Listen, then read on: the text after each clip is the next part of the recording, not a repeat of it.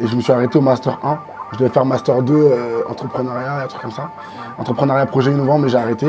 Pour du coup fonder aussi. Petit projet pour gagner un peu d'argent, mais on n'en gagnait surtout pas déjà. C'était pas aussi, je sais pas, tu vois, ça m'animait pas. Je suis pas sorti de ce centre commercial tant que j'ai pas pris un cinéma rose. Quand je parle d'entrepreneuriat, c'est pas forcément entreprendre une entreprise, tu vois. Ce que je veux montrer, c'est pas juste le côté, tu sais, qui va être mon associé, j'ai vu que 30% des Français. J'ai envie de montrer que c'est l'univers créatif, l'univers de faire quelque chose qui m'animait. On fait quelque chose que personne ne fait. Ah ben on s'est dit, on va mettre notre image en avant. On est deux jeunes entrepreneurs. Ça, par contre, tu peux pas le copier. Je suis devant toi aujourd'hui, mais à une discussion près, une rencontre près, on n'aurait pas pu être là. Nous, on n'avait rien. Je me souviens quand on est entré en Dark Kitchen, du coup, dans le premier, on avait 36 000 euros. 36 000 euros de 2 prêts bancaires. Hein. Donc ça veut dire qu'on avait 20 000 d'un premier prêt, 16 000 d'un autre prêt. Donc là, dans ça, déjà, il n'y a rien qu'à nous. C'était un peu ce truc-là, en fait, qui nous a fait comprendre que, allez, il y a un mood à générer, à créer une vision, il y a un message à faire passer. Et si on fait passer par le Rolls, c'est encore plus fort, parce qu'on aura montré que, même à travers un gâteau, on peut montrer des choses, on peut faire des choses, on peut faire passer un message, on peut aller où on veut. Du coup, bonjour. Bonjour. Thomas. Est-ce que tu peux te présenter? Je m'appelle Thomas Léger, j'ai 23 ans et je suis cofondateur de Rollsy, l'endroit où on est aujourd'hui, qui est notre première boutique physique de Cinnamon Rolls. Est-ce que tu peux nous dire en plus sur ton parcours, par quoi tu es passé? Tout simplement, bon, moi j'ai fait l'école jusqu'au bac plus 4. Une licence de management, c'est vraiment le truc classique, tu sors du bac, tu as envie de faire du management, tu as envie de faire de l'éco, tu as envie de faire de la gestion, mais tu sais pas trop quoi vers t'orienter, donc tu vas en licence. Puis après j'ai fait un master en management des organisations et je me suis arrêté au master 1. Je devais faire master 2, entrepreneuriat, un truc comme ça. Entrepreneuriat, projet innovant, mais j'ai arrêté pour du coup fonder aussi. Sinon, autre que l'école ou ce qu'il y a de plus scolaire, plus classique, à la base, moi j'ai fait beaucoup d'athlétisme. J'étais sprinter, 100, 200, 60 mètres, etc. Donc j'en ai fait toute ma vie. Hein. Ça a vraiment fait partie de moi pendant une dizaine d'années. Et du coup, j'ai fait ça et puis j'ai toujours voulu entreprendre en vrai. Tu vois, on parle d'un parcours, mais c'était vraiment une vision que j'avais toujours de l'entrepreneuriat. Je voulais innover, un peu façonner le monde à ma manière, tu sais. Pas forcément changer, mais apporter ma pierre à l'édifice. Je voulais être acteur de nouvelles choses et pas juste spectateur. Donc j'ai fait plein de trucs, hein, et même avec Nico. On a fait tellement de trucs. On a fait des boutiques en ligne, on a fait du CBD. En fait, n'importe où j'avais une lueur d'espoir sur une idée, un projet, on le faisait. On débordait d'idées, on a fait énormément de choses. Et jusqu'au beau jour où on s'est dit, il faut quelque chose de plus impactant, de plus fort. Tu vois, quelque chose qui m'anime un peu plus, tu vois. Parce qu'on faisait des petits projets pour gagner un peu d'argent, mais on n'en gagnait surtout pas déjà. Et en plus, c'était pas aussi, tu vois, c'était pas aussi, je sais pas, tu vois, ça m'animait pas. Ouais, c'était pas vibrant. Quoi. Voilà, ça me faisait pas vibrer. Et on a fait quoi? On s'est dit, on va aller aux États-Unis. Okay. On est allé aux États-Unis et c'était fou pour nous. Hein, En fait, déjà, ça, c'était un vrai challenge pour nous de se dire, on va aux États-Unis. Pour nous, c'était comme si on commençait un nouveau business, tu vois. Et c'était aussi challengeant. Et on s'est dit, on y va. Et dès la première seconde qu'on est entré dans le centre commercial, tu sais, là-bas, ils ont des grands centres commerciaux, etc. Et en fait, ils ont des boutiques de cinnamon rolls à l'intérieur. Et en fait, il y a une odeur de cannelle. Genre, vraiment, c'est dingue. Il y a une vraie odeur de cannelle. Comme celle-ci. Voilà, comme ici. Mais dis-toi, dans un centre commercial, c'est-à-dire que t'es là, frère, t'entres, tu sens déjà une odeur de cannelle. Et moi, j'adorais ça, la cannelle, tu vois. Okay. Donc ça veut dire, je me dis, attends, comment l'odeur, elle me donne envie d'acheter là? Alors qu'à la base, on n'avait pas forcément d'argent. Et j'avais pas envie d'un cinnamon rolls à la base. Quand je suis entré, je voulais regarder et tout. Mais à la base, moi, je voulais m'acheter des sables, tu vois. Ou je voulais aller au Foot Locker, regarder s'ils avaient des paires qu'il n'y avait pas en France. La cannelle, ça m'a... Je me suis dit, ok, tant que je ne suis pas sorti de ce centre commercial, tant que j'ai pas pris un cinnamon rolls. Et je me suis dit, tu vois, cette odeur-là, c'est un cheat code. Pour moi, c'était de la triche, carrément. Je me suis dit, vas-y, on va remettre ça en France et on va voir, tu vois. Donc, au final, on est rentré ici, en France. Après le voyage, on s'est dit, ok, on va le faire. Mais de base, ça ne devait pas aller plus loin, tu vois. C'était pas prévu. Voilà, c'était pas prévu. Et puis, on l'a fait. On a commencé à se lancer sur Snap, sur Insta, à lancer les réseaux sociaux. Essayer de montrer aux gens que vous pouvez acheter des cinnamon rolls en passant par Snap. C'était un petit peu bizarre au début comme approche. Ouais. Du coup, on faisait quoi? Je me souviens d'une petite anecdote. J'étais le livreur. Sauf que il y avait le compte Insta, il y avait la prise de commande, et puis il y avait les produits. Donc, je mettais les produits. Donc, je mettais l'équipe de cuisine pour préparer les produits, alors que c'était moi. Mais genre, je faisais genre, je mettais pas ma main et tout pour qu'on croie qu'il y a une équipe de cuisine. Ensuite, quand on me posait des questions, je disais oui, je demande au chef pour voir et tout, alors que c'était moi. Je prenais les commandes. Et donc, je disais que c'était le community manager ou les gens aux commandes qui géraient. Et puis, quand je livrais, Je disais, ouais, le livreur va arriver dans 15 minutes. Alors que c'était même moi, je donnais l'information. Donc, tu sais, on essaie de professionnaliser un petit peu le truc, mais il n'y avait rien de pro. C'était vraiment deux personnes derrière le compte et on gérait un Snap ou un Insta, tu vois, selon les Ok, commandes. ouais. Je me souviens, pendant les cours, pendant les entraînements, je répondais aux gens et tout pour prendre les commandes. Et on allait livrer. Et au fur et à mesure, on a commencé à se faire un peu de sous, un peu de clients parce qu'on était les seuls à le faire. Et puis on s'est dit, allez, on se lance. On essaie de trouver un local. Ce qui était bien, bien plus dur que, euh, que ça, au final, pour en avoir un. Puis après, étape par étape, qu'on approfondira peut-être après, mais étape par étape, on est venu Vous à arrivez cette là. première boutique. Ouais. Ok, très bien. Mais du coup, tu l'as dit, tu as toujours rêvé d'entreprendre. C'est-à-dire que c'est quelque chose qui était à l'intérieur de toi. C'est-à-dire que Ouais. comme un rêve d'enfant. C'est Ouais. pas quelque chose qui est survenu suite de ton vécu ou après des études. Que tu voulais faire déjà depuis que tu étais enfant, c'est ça? Ouais, je voulais entreprendre depuis que j'étais enfant, comme je t'ai dit. Je pense à la base, c'était vraiment une idée que j'avais d'apporter ma pierre à l'édifice, ou d'être tracteur du monde, tu vois. Ok. Parce qu'on parle d'entrepreneuriat, mais j'ai vraiment envie qu'on pose les bases et qu'on montre aujourd'hui aux jeunes ou aux gens qui t'écoutent que quand je parle d'entrepreneuriat, c'est pas forcément entreprendre dans le sens une entreprise, tu vois. Ce que je veux montrer, c'est pas juste le côté, tu sais, qui va être mon associé, etc. Oui, j'ai vu que 30% des Français, donc j'ai crié, tu vois. J'ai envie de montrer que c'est l'univers créatif, l'univers de faire quelque chose qui m'animait. Quand je te dis ça, pour moi, être entrepreneur aujourd'hui comme je le suis aujourd'hui, c'était pareil pour moi quand j'étais petit qu'être chanteur Ok. ou qu'être acteur. Tu vois ce que je veux te dire? Ouais, ouais, ouais. Ou qu'être, pourquoi pas, je sais pas, mannequin. C'était vraiment utiliser son image, apporter une pierre à l'édifice du monde qui nous entoure avec ce que le monde nous permet de faire aujourd'hui. Et j'ai envie de te dire que les réseaux sociaux étaient une grande aide parce que ça nous a montré et ça nous a prouvé que dans n'importe quel domaine, dans une appétence, tu peux y aller pour de vrai, faire ce qui te plaît et en profiter, c'est-à-dire gagner ta vie avec, vivre, etc. Mais à la base, être acteur, être chanteur ou entreprendre, pour moi, c'était la même chose. C'était La juste même chose, ouais. voilà, faire quelque chose qui m'inspire, d'inspirant et qui fait qu'il y a un effet waouh. Quand je le regarde, je me dis, ok, je suis content de ce que j'ai fait. Ok, totalement, je vois, je comprends. En fait, le but, c'était vraiment de, comme tu dis, ne pas être passif dans la société, mais vraiment d'être leader ou même acteur. Parce que du coup, là, pour le coup, vous êtes acteur, un peu leader aussi, parce que on n'en a pas parlé, mais du produit, parce que du coup, là, Roll6, c'est du coup, vous vendez des cinnamon rolls, comme tu l'as dit, mais il y a, enfin, c'est quelque chose, c'est un produit qui a été du coup importé en France, mais qui vient des États-Unis, je crois. Et du coup, en France, il n'y a pas beaucoup de concurrents. Est-ce que vous, enfin, au niveau de votre positionnement, comment vous êtes là actuellement? Alors en fait, c'est vrai que là, on parle, ouais, Cinnamon Rolls et tout, mais c'est vrai qu'on a été beaucoup plus réfléchi que ça. On s'est positionné, on a regardé le marché, il n'y avait pas Cinnamon Rolls en France. Nous, on s'est toujours dit une chose, hein. On voulait faire quelque chose qu'il n'y avait pas en France. On voulait faire quelque chose de différent. Il y a un truc marketing, après, voilà, hein, des fois on est théorique ou pas, ça s'appelle l'océan bleu. L'océan rouge, je crois, à l'inverse, c'est quand tu vas dans un marché où il y a déjà beaucoup de concurrents, etc. Nous, on a voulu faire l'inverse. L'océan bleu. On va dans quelque chose où on est les seuls. Vous êtes les seuls. On est les pionniers. seuls, on est les pionniers. C'était vraiment, on avait vraiment un point d'honneur sur ça. Donc le Cinnamon Rolls, c'était parfait. Ok. Et ensuite, ce qu'on a voulu faire, c'est aller encore plus loin, parce que j'ai envie de te dire, et c'est la première fois que j'en parle, faire du Cinnamon Rolls, tout le monde peut le faire. C'est-à-dire que demain, on avait déjà pensé aux concurrents qui pourraient venir sur le marché. Très rapidement d'ailleurs, si toutefois le produit marchait bien, etc. Et on savait qu'elle allait marcher. On savait que, bam, quoi, ça aurait pu faire, quelle odeur et tout. Tu vois, quand on a vu ça aux États-Unis, le genre de, la preuve que le concept marchait, on s'est dit, ici, je sais pas pourquoi ça ne marcherait pas, tu vois. Et on s'est dit, ok, comment est-ce qu'on va faire pour détourner un petit peu ce truc-là et retourner comme dans un océan bleu où on fait quelque chose que personne ne fait. Eh ben, on s'est dit, on va mettre notre image en avant. On est deux jeunes entrepreneurs. Ça, par contre, tu ne peux pas le copier, C'est ça. tu vois. Votre histoire. Et c'est Voilà. ça que c'est là où du coup continue dessus.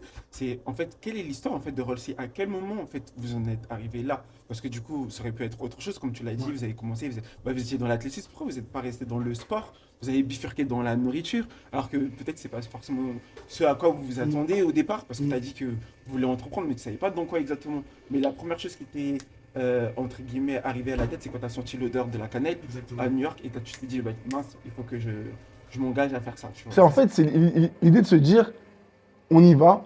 C'est-à-dire qu'on commence par quelque chose et on verra après.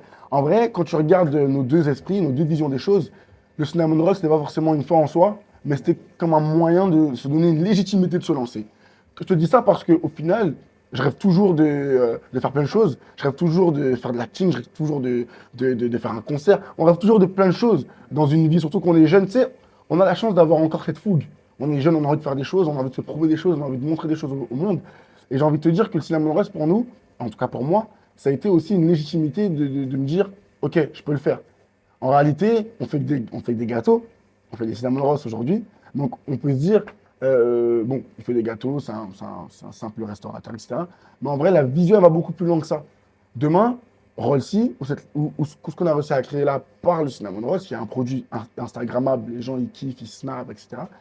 Ça nous donne une certaine visibilité qui demain nous donne potentiellement le droit ou potentiellement l'opportunité de, je sais pas moi, nous on a déjà fait un son ici. On a déjà planté un micro, on a fait un son. Et je pense que je l'aurais pas fait, tu vois, Ouais. si j'avais pas eu tout ça. Mais je me dis, il y a un côté promotionnel, genre je mets le cinnamon rolls en visu, etc. Puis en même temps je chante, donc d'un certain côté, j'allie l'utile à l'agréable et je fais quelque chose qui me plaît. Et c'est ça qu'on a toujours voulu faire. C'est ça en vrai l'histoire, c'est faire ce qui nous plaît à travers quelque chose aussi de, comment dire, de monétisable. En vrai, comment tu vas monétiser ça? En vrai, on ne savait pas. Mais on s'est dit, mais attends, on fait du Rolls, eh ben, si on le fait bien, si on se penche dessus et qu'on le fait bien, après, qu'est-ce qui t'empêche de faire autre chose et de promouvoir ce que tu fais par le Rolls? Un peu comme Red Bull. Moi, le marketing qui m'impressionne, c'est Red Bull. Red Bull, ils vendent des canettes. Tu vas sur leur page Instagram, il y a zéro canette. C'est ça. Il y a zéro canette. Et c'était un peu ce truc-là, en fait, qui nous a fait comprendre que, allez, il y a un mood à générer, à créer une vision, il y a un message à faire passer. Et si on fait passer par le Rolls, c'est encore plus fort parce qu'on aura montré que, même à travers un gâteau, je vulgarise, hein, tu vois, gâteau, Ouais, eh ben, on peut montrer des choses, on peut faire des choses, on peut faire passer un message, on peut aller où on veut. j'ai deux questions, mais j'essaie d'abord de les décortiquer. La première question, ce serait pour un jeune qui souhaiterait entreprendre. Quelles sont, selon toi, du coup, les valeurs fondamentales? Et ensuite, comme tu l'as dit, vous avez commencé, mais vous n'avez pas commencé tout de suite avec un local. Vous avez commencé déjà, premièrement, dans les cuisines de vos parents. Ensuite, après, vous êtes parti dans une dark kitchen. Mais toutes ces étapes-là, en fait, comment vous avez pu les aborder? Parce que c'est vrai que ce sont des étapes par lesquelles il faut passer. Et c'est vrai que très souvent, en tant que jeune entrepreneur, on veut trop avoir tout de suite. Sauf que faut construire avant de pouvoir arriver là où on voudrait arriver. Comment tu peux avancer sur ça? Bah, si on parle de valeur, dans un premier temps, je parlerai de discipline. Parce que c'est quelque chose que j'ai pas forcément. Et en gros, la discipline, ça m'a permis d'avoir une certaine rigueur. En fait, je parlerai de rigueur. Parce qu'au final, aujourd'hui, on a Rolsi, je suis devant toi aujourd'hui, mais à une discussion près, euh, une rencontre près, on n'aurait pas pu être là. Parce que, tu sais, des fois, tu as la flemme, des fois, tu n'as pas envie, des fois, tu te lèves, des fois, tu sais pas, des fois, tu doutes. Et j'ai l'impression que c'est ce qui fait que tu peux rater des choses. J'ai envie de te dire, on a eu ici, parce qu'il y a eu un banquier qui nous a fait confiance, c'est le seul, hein. On est allé voir une dizaine de banques, hein. Il y a un banquier qui nous a fait confiance, parce qu'à la 11e banque, on avait trouvé quelqu'un qui nous a vraiment écouté, qui a vraiment compris ce qu'on voulait montrer, là où on voulait aller, et qui nous a donné un autre contact d'un autre banquier, qui a pris notre dossier, qui nous a dit, bon, ok les gars, c'est possible. Si vous faites ça, c'est possible. Et tu vois, à la 11e banque, on était un petit peu désespérés, mais la lueur d'espoir qu'on a eue au 11e banquier qui nous a donné encore espoir, tu vois ce que je veux te dire? Bam, ça a changé un peu le mindset, tu vois. Et j'ai envie de te dire que des fois, c'est des rencontres, c'est des choses, c'est des opportunités. Et en fait, ne pas lâcher, avoir cette certaine rigueur, te lever le matin, un pas après l'autre, ça aide, tu vois, aussi à ne pas lâcher. Parce qu'au final, ça tient qu'à un fil, hein. C'est vrai. N'importe quel mec aujourd'hui qui réussit, s'il me dit que ça allait tout droit de A à Z, moi, je pense que c'est pas possible. Ou c'est qu'avant, il a essuyé des échecs de ouf. Mais ça tient toujours à un fil. Et aujourd'hui, tu vois, euh, j'ai envie de te dire que si demain on n'y arrive pas, c'est de notre faute. Alors que avant, j'aurais pu te donner mille et une excuses de ouais, mais les financements, ouais, mais la restauration c'est compliqué, tu vois, ceci, cela. Et aujourd'hui, on se rend compte que non, tu vois. Donc la rigueur, dans un premier temps, et puis la fougue aussi. J'ai envie de te dire, ouais, la fougue, la folie. Garder cette âme d'enfant, tu vois, au quotidien. Se dire que rien n'est impossible, tu vois. On est souvent bridé, braqué parce que le monde nous entoure. Mais j'ai envie de te dire, allez, garde cette folie, garde cet esprit entrepreneur, garde cet esprit un peu acteur. Quand je dis acteur, c'est du film. Ce truc-là, tu sais que c'est pas possible, mais allez, essaye de te persuader que ça l'est. Et essaye en vrai, essaye. Moi, je dirais aussi la persévérance parce que du coup, comme tu dis, quand tu arrives au bout de 10 banquets et qu'on te dit entre guillemets KO, C'est KO. bah faut quand même croire en fait. Faut croire déjà en soi, faut croire en son projet et faut aussi entre guillemets mettre en avant nos capacités parce que c'est vrai que très souvent on pense que on est là, on fait les choses pour faire les choses, mais faut penser plus loin et il faut déjà premièrement se projeter parce que très souvent on pense que sur le moment T, mais on ne veut pas se projeter à dans 5 ans, dans 10 ans. Le fait de le non que je vais recevoir aujourd'hui, peut-être que ça sera une réponse pour moi demain. Et c'est vrai que parfois on se ferme et comme tu dis, pour moi l'entrepreneur c'est quelqu'un qui sait prendre des risques. Est-ce que tu peux nous en dire plus sur les risques que vous avez été amené à prendre du coup pour Rollsy? Ouais. Alors, des risques, on en a pris plein. Je pense que tu. Mais il y en a un particulier, c'est que nous, on n'avait rien. Je me souviens quand on est rentré en Dark Kitchen, du coup, dans le premier, on avait, on avait 36 000 euros. 36 000 euros de 2 prêts bancaires, hein. Donc, ça veut dire qu'on avait 20 000 d'un premier prêt, 16 000 d'un autre prêt. Ok. Donc là, dans ça, déjà, il y a rien qu'à nous, là. Il y a rien qu'à nous. Je me souviens, on avait mis 10 000 euros parce qu'il fallait payer le dépôt de garantie, tu sais. Ok. En gros, tu dois donner 3 mois de loyer Ok. à ton propriétaire au cas où. La caution? Voilà, exactement. Au cas où tu ne peux pas payer le loyer, lui, il peut piocher dedans. Ok. Ok. C'est une caution, voilà. Et je me souviens, on avait dû donner ça, on avait dû donner pour la production. Il y avait quelques trucs à faire dans la cellule quand on était en Dark Kitchen, hein. Et je me souviens qu'on n'avait pas d'argent. Genre, c'est-à-dire on n'avait plus rien. C'est-à-dire que si on vendait pas un cinnamon rolls demain, on n'aurait pas pu payer. Tu vois ce que je veux dire? On était dans cette configuration-là. Et ça, c'est un risque qu'on avait pris, mais on était obligé. En fait, j'ai envie de te dire, des fois, tu fais des trucs parce que tu es obligé et il faut pas te. Et c'est comme ça. Et des fois, tu dois pas respecter les règles, vraiment. Mais c'est pas grave. Quand on est venu ici, pareil. On était à découvert de moins 10 000 ici, quand on a ouvert. Parce qu'on avait eu un autorisé de découvert, parce qu'on avait des frais, etc. Mais tu respectes pas trop les règles dans le sens où, par exemple, j'ai envie de te donner une anecdote. Euh, Par exemple, j'ai envie de te dire un truc. Au début, attends, non, ça je peux pas. Parce qu'un jour on a fait une dinguerie.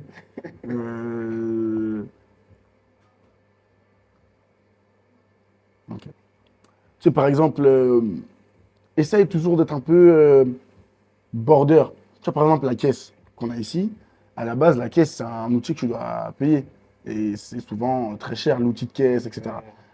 Le logiciel, etc. On aurait pu passer par quelque chose de classique. Mais nous, on voulait pas payer.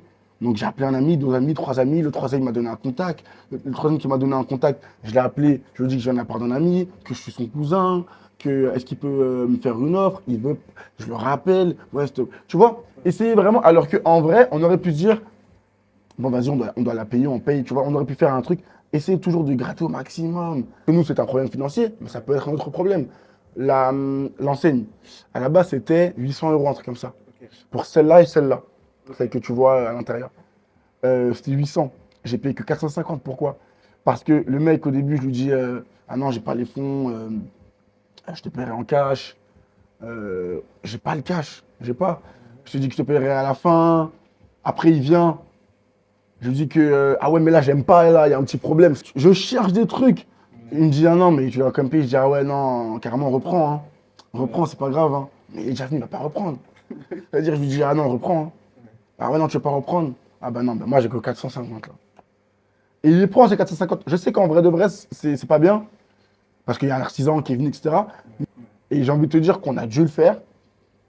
Donc voilà, on n'est pas, c'est pas un exemple, mais je suis franc, tu vois. On a dû faire des trucs comme ça pour qu'on puisse s'ouvrir. Et aujourd'hui, on a pu à le faire. Je me souviens que c'est un mec à qui j'ai repris des enseignes après. Tu vois, sur les LED, etc. Mais, et là, je paye. Mais quand tu as quelque chose à aller chercher, des fois, tu dois être un peu loup, tu vois. Et du coup, avec tous ces péripéties, à aucun moment tu t'es levé un matin, tu t'es dit, il y a trop de choses, faut que j'arrête. Non, Jamais. non. Ouais. Parce que j'ai envie de te dire, tu sais, tu es déjà dedans, en fait. Donc j'ai envie de te dire, peut-être que c'est pour ça. Peut-être parce que du coup, il n'y a plus de plan B, hein. Je me souviens qu'on avait du coup 20 000, 16 000 à rendre à la banque. Et plus quand on a acheté ici 100 000. 100 000, ok. Donc en fait, j'étais déjà. C'est soit ça marche, soit c'est fini. Ouais. J'avais pas de plan B, hein.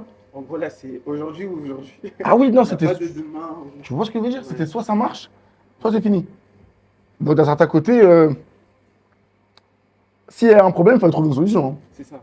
Donc il n'y avait pas de.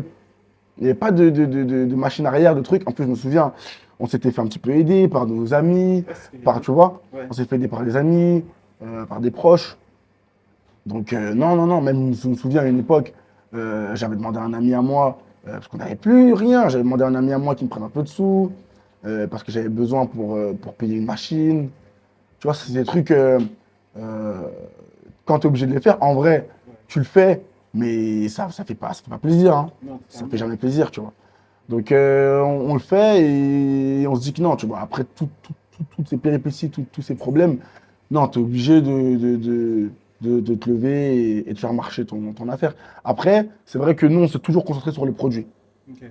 On avait un point d'honneur, c'est respecter le produit, faire en sorte qu'il soit le plus, le plus goûtu, etc. Tu vois, d'avoir un vrai concept à des prix abordables.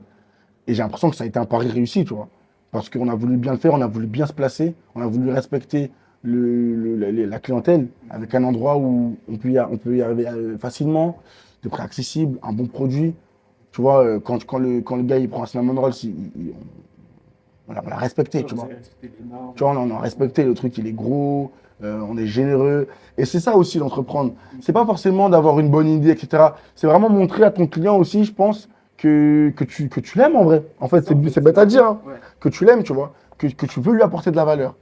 Donc c'est pour ça qu'on a voulu faire ces prix-là, on a voulu avoir cette qualité-là. C'est vraiment pour montrer que on est devant toi, on est jeune, on se respecte. Parce qu'on a souvent une image aussi, je renvoie cette image du jeune voilà, qui veut juste s'en mettre plein les poches, ou que sais-je. Et moi, j'avais envie de montrer que non, on a aussi des jeunes qui se lèvent, qui ont envie de travailler le matin, qui ont envie de sortir quelque chose de leur tête, de leurs mains, quelque chose de tangible, qu'ils apprécient et qui font les choses bien. Et c'est pour ça qu'ici, tu verras que des jeunes. On travaille qu'entre jeunes et j'espère que ça va continuer comme ça. Dans toutes nos boutiques, j'espère que ça va continuer comme ça. Que les jeunes, que les gens fidèles qui en veulent, quoi. Pour rebondir sur ce que tu dis, vu que vous êtes jeune et du coup vous investissez beaucoup chez les jeunes, est-ce que du coup il n'y a pas un peu ce problème au niveau de la gestion de l'équipe, par exemple ce côté un peu familier, tu vois, le fait que, parce que là très souvent, en tout cas sur les réseaux, on peut voir que par exemple la nouvelle génération qu'on appelle la génération Z, en gros ils sont un peu trop one life, tu vois, en mode le truc il me plaît pas, je quitte les dirigeants, vous êtes jeunes, le fait que tu donnes des ordres, est-ce que c'est pas un peu un frein pour toi ou tu es quand même respecté? Si ça a été un frein pour moi, même un gros frein, tu sais, parce qu'on parle de manager des gens qui sont jeunes, qui ont pratiquement ton âge aussi, des gens que tu apprécies, beaucoup d'amis. Nous, on travaille avec des amis à nous ici. Donc au final, pour moi, ça a été compliqué de se mettre dans la peau du patron qui, soi-disant, doit être méchant quand il le faut, qui doit être concis, dur, juste. C'était dur de me mettre dans cette peau-là parce qu'au final, j'ai toujours été celui qui veut faire avancer les gens. J'ai toujours voulu mener à bien le projet. Et souvent, tu n'as pas envie de braquer, tu n'as pas envie de brusquer, de montrer un côté de toi que tu vas regretter 10 minutes après. Donc au final, pour moi, ça a été compliqué ça. Mais bon, il faut le faire et tous les jours, hein, on se remet en question sur ça.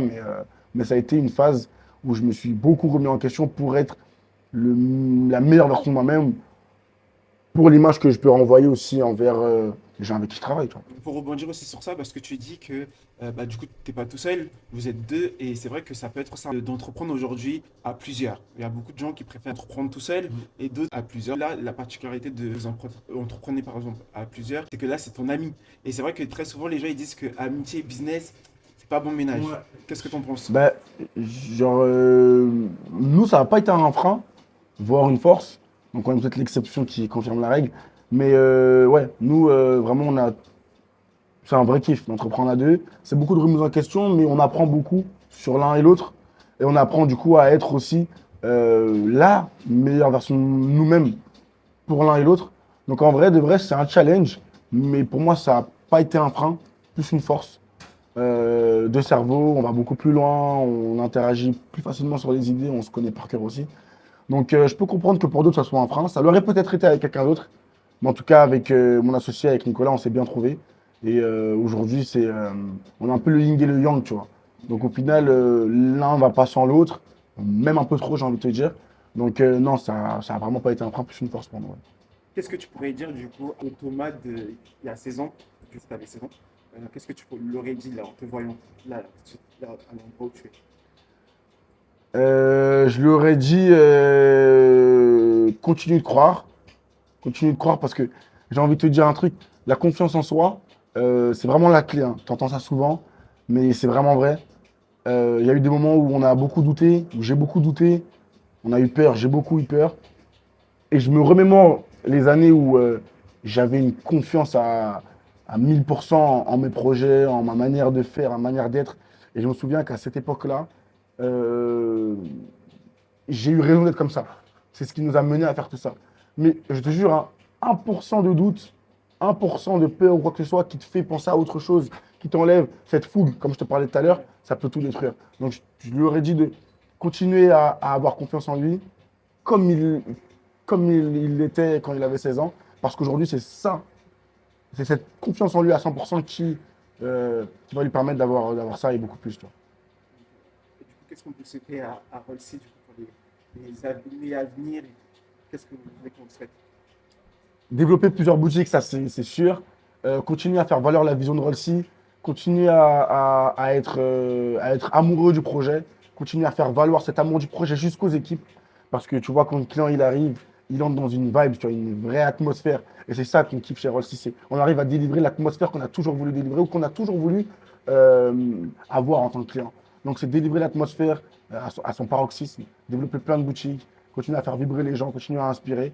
Et pourquoi pas nous voir sur d'autres scènes, tu vois. Pourquoi pas nous voir sur Netflix, pourquoi pas nous voir ailleurs et montrer que Rolsey, c'est avant tout une vision des choses, une vision de la jeunesse qui entreprend, qui sait faire des choses, qui sait faire énormément de choses, plutôt que juste un gâteau. Est-ce qu'il y a d'autres projets à part Rolsey? Ouais. Tu sais, nous, on a commencé à avoir cette petite lueur d'espoir sur, comme je t'ai dit, on peut faire autre chose en vrai. Donc nous, on a un studio, enfin on a des locaux. Et en gros, dans ces locaux-là, on a une salle où on peut faire du Twitch, on peut faire des streams. On a une salle où on a un studio de musique. On a une salle de podcast. Enfin, on a mis des canapés avec des lumières. Moi, mon rêve, c'est d'animer une émission un jour. C'est de faire ce que tu fais là. C'est d'être là, dans un canapé, carrément, j'ai envie de te dire, à la Vivement Dimanche, frère. Ok. Je sais pas si tu connais Vivement Dimanche. C'est une émission qui passait le dimanche avec Drucker. Ok. Tu verras les trucs et tout. Et ça, c'est un rêve. Il invitait des artistes et tout, etc., des gens, people, dans l'actualité. Et en gros, il parlait, il échangeait, tu vois. Il avait deux gros canapés rouges. Et voilà, moi, mon rêve, c'est d'animer un talk show, d'animer une émission comme ça, avec des chroniqueurs différents qui amènent des têtes toutes les semaines. Une tête dans la musique, une tête dans la mode. Moi, c'est mon rêve, c'est d'animer une émission un jour. Faire un concert, parce que j'ai envie de le checker. J'ai envie qu'un jour, je puisse faire. J'ai fait un concert. Mais ce serait une dinguerie. Ouais, totalement. J'ai envie j'ai envie de faire j'ai envie d'être acteur aussi. Mais parce que ça, c'est des choses qu'on a toujours voulu faire en vrai, Ouais. n'importe qui, tu vois. Mais sinon, mon vrai rêve, c'est vraiment d'animer une émission un jour dans ma vie, avec des chroniqueurs et faire ce que tu fais, parler avec les gens, parler avec les créatifs, essayer de pousser leurs idées à leur paroxysme et donner de la visibilité à des gens qui m'inspirent en fait. Parce qu'au final, je pense que je suis un vrai passionné de gens passionnés. Donc avant tout, ce que j'aime, c'est voir la passion dans les œuvres des gens, dans ce que font les gens. Et j'ai envie de mettre ça en œuvre. Et si j'y arrive, j'en serai fier pour le coup. On vous le souhaite, hein. Il n'y a Gentil. aucune raison que vous ne puissiez pas y arriver. Surtout que je pense que vous êtes assez persévérant.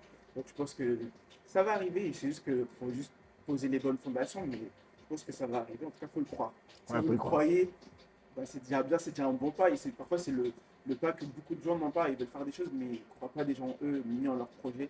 Et si tu ne le fais pas, personne ne peut croire pour toi. Donc, le mieux que tu crois déjà en toi, Exactement. en ton projet. Et après, Ouais, c'est ça important. arrivera. Moi, j'ai juste une dernière question. C'est juste, est-ce que tu peux pitcher son idée? En fait, dis-toi qu'il y a un investisseur qui serait prêt à investir sur le site et tu pitches du coup ton concept en 60 secondes. Ok, je leur ai dit, Rolsey, c'est des cinnamon rolls, les meilleurs que tu vas goûter de ta vie. On a une pâte faite maison, de A à Z, le produit il est fait maison. Donc déjà, sur le produit, on n'a rien à dire. On fait tout maison, les glaçages maison. On ne peut pas copier tout ça. La pâte, elle est faite en bas. Personne ne peut copier. Secret professionnel. Les glaçages, secret professionnel aussi. La cuisson, secret, tout est secret. Donc déjà, ça, c'est scellé. Terminé. Les boissons, pareil. On a fait des boissons que personne ne peut recopier. Et le pire dans tout ça, et le meilleur avantage de Rolsey, c'est la vision. On est Déjà entrepreneur, on a une vision incroyable sur ce que peut être Rossi demain. Et ça, c'est incopiable. Personne ne peut faire, personne ne peut répéter. Donc, on a déjà un projet, un produit que personne peut, tu vois ce que je veux dire encore, que personne peut copier, que personne peut aboutir comme on l'a fait. Et donc, déjà, dans tout ça là, on s'instruit déjà, on est différent. Donc, ça, c'est notre côté différenciation. Ensuite, j'aurais envie de te dire que ce qu'on œuvre avec Rossi, c'est des petits espaces donc, comme on a là, qu'on veut améliorer, bien évidemment. Mais on sait répondre aux attentes de nos clients, car nos clients, c'est nous. On a 23, 24 ans. Regarde, nos clients, ils ont quel âge?